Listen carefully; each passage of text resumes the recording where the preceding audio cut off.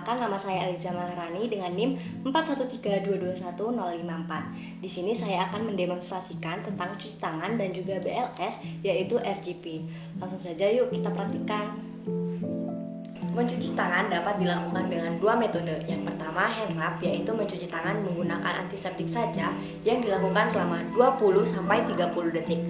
Dan yang kedua, hand wash, yaitu mencuci tangan menggunakan air mengalir yang dilakukan selama 40-60 detik. Ayo kita lakukan mencuci tangan menggunakan air mengalir. Check it out. Pertama-tama, lipat lengan baju ke atas, kemudian basahi tangan terlebih dahulu.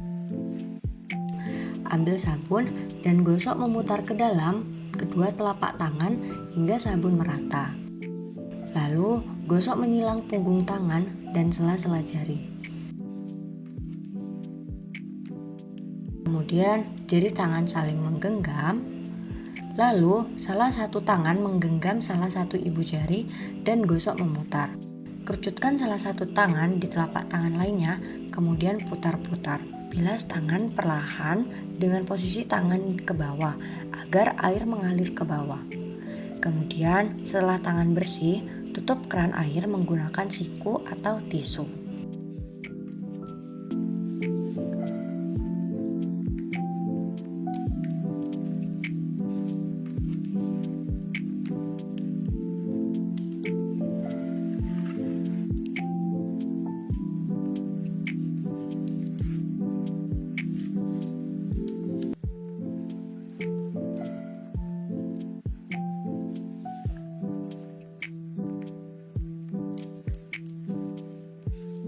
RGP atau resusitasi jantung paru adalah teknik penyelamatan darurat yang dilakukan kepada seseorang yang tiba-tiba mengalami henti napas dan juga henti jantung. RGP dilakukan dengan kompresi dada dan bantuan napas dengan skema 30:2 untuk membantu menyebarkan darah dan juga oksigen ke seluruh tubuh. Langkah pertama untuk melakukan RGP yaitu pastikan kondisi pasien dan si penolong berada di lingkungan yang aman. Jika posisi pasien berada di tengah jalan atau lingkungan yang tidak aman, evakuasi terlebih dahulu pasien ke lingkungan yang aman dan juga datar serta keras. Dalam pengevakuasian, perhatikan kontrol servikal, yaitu pergerakan kepala, leher, dan juga bahu yang harus dilakukan secara bersamaan. Hal yang kedua yang perlu dilakukan yaitu memastikan kesadaran pasien dengan cara menepuk-nepuk pundak pasien dan memanggil nama pasien dengan keras. Bila tidak ada respon, berikan rangsangan nyeri, yaitu menekan kuku pasien. Bila tidak ada respon, dapat dipastikan pasien dalam kondisi unresponsive. Selanjutnya, pastikan minta pertolongan untuk memanggil bantuan tim emergency. Kemudian, posisikan pasien terlentang, atur posisi penolong berada di samping kiri pasien dengan posisi berlutut dan lutut sejajar dengan pundak pasien.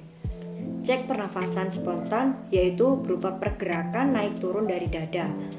Dan pastikan dengan mendekatkan telinga dan pipi penolong ke area hidung pasien untuk mengecek hembusan napas. Jika tidak ada nafas, lakukan pengecekan nadi di area leher bagian samping, yaitu nadi karotis menggunakan 2 jari. Jika nadi tidak berdenyut, maka pasien dapat dinyatakan henti jantung dan henti napas. Maka disitulah harus dilakukan RGP dengan segera. Langkah pertama yang harus dilakukan ialah menentukan titik tumpu kompresi. Letakkan tumit tangan di sepertiga distal sternum atau 2 jari proximal processus sipoideus atau di pertengahan payudara pasien. Kedua tangan saling tumpang tindih dan jari-jari saling mengait. Kedua lengan penolong tegak lurus dengan dada pasien. Tekan dada pasien sedalam 5-6 cm dengan lengan tetap lurus dan tenaga bersumber dari bahu penolong. 1, 2, 3, 4, 5, 6, 7, 8, 9, 1, 1, 2. Recoil dada maksimal atau pastikan dada mengembang maksimal sebelum kompresi selanjutnya. Minimalkan interupsi atau lakukan kompresi secara terus-menerus dengan kecepatan 100-120 kali per menit. Lakukan kompresi dengan perbandingan 30:2 dengan 30 untuk kompresi dan 2 untuk ventilasi. Ventilasi dilakukan dengan pembebasan jalan nafas terlebih dahulu, yaitu dengan menengadahkan kepala, buka dagu, dan angkat rahang. Kemudian tutup hidung pasien, lalu tiupkan udara ke mulut pasien. Namun, perlu diperhatikan agar mencegah terjadinya penularan penyakit dan sebagainya, gunakan tisu atau plastik di sekitar untuk menghalangi persentuhan langsung antara bibir pasien dan penolong.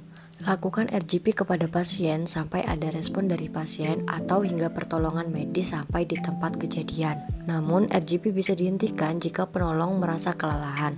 Akan tetapi, apabila ada respon dari pasien, sebelum bantuan medis datang, posisikan pasien miring ke arah kanan dengan tangan berada di bawah kepala, kemudian kaki disilangkan agar apabila pasien bernafas, lidah tidak terdorong ke belakang. Posisikan pasien hingga bantuan medis datang.